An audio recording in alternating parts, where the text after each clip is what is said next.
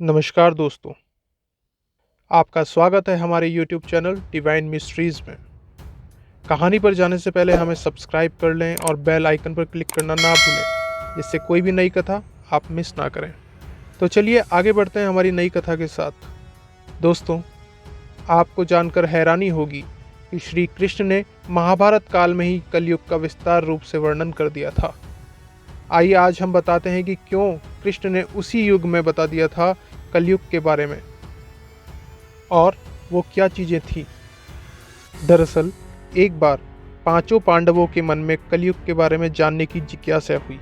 उन्होंने तब श्री कृष्ण से जानने की कोशिश की कि भविष्य में मनुष्य कैसा होगा और विचार कैसे होंगे और मोक्ष कैसे मिलेगा। तब भगवान ने ये सवाल सुनकर पांचों पांडवों को वन में जाने के लिए कह दिया और साथ ही यह भी कह दिया कि जो भी वे वन में देखें उसे उन्हें आकर बताना है विस्तार में। यह सुनकर पांचों पांडव वन की ओर प्रस्थान कर गए। वहां वन में युधिष्ठिर ने 2 सूंड वाला हाथी देखा और यह देखकर वे बहुत आश्चर्यचकित हुए।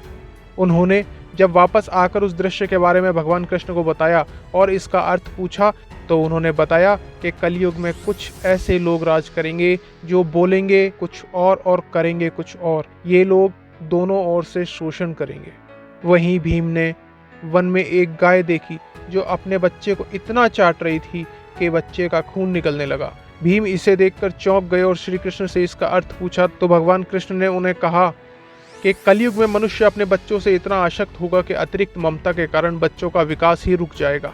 यदि किसी का पुत्र साधु या संत बना तो सब उसके दर्शन करने आएंगे, लेकिन स्वयं का पुत्र अगर संत बना तो वो दुखी हो जाएंगे। मोह माया और परिवार में ही हमेशा बांध के रखना चाहेंगे।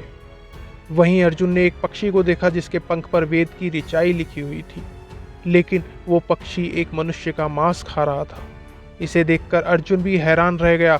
श्री कृष्ण ने बताया कि कलयुग में ऐसे लोग होंगे जो कि कहने को विद्वान होंगे, परंतु उनकी मंशा यही रहेगी कि किसकी जल्दी मृत्यु हो और धन संपत्ति को अपना लिया जाएगा।